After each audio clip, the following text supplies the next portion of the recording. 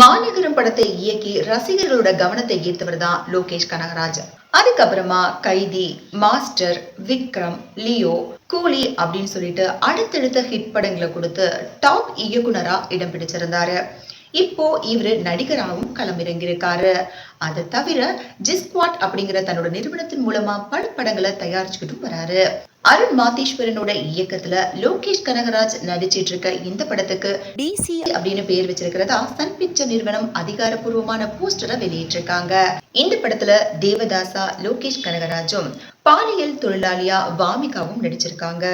போஸ்டர்ல பார்க்கும்போது லோகேஷ் கனகராஜ் ரத்த கரையோடு நடந்து வர்றது போல இருக்கு.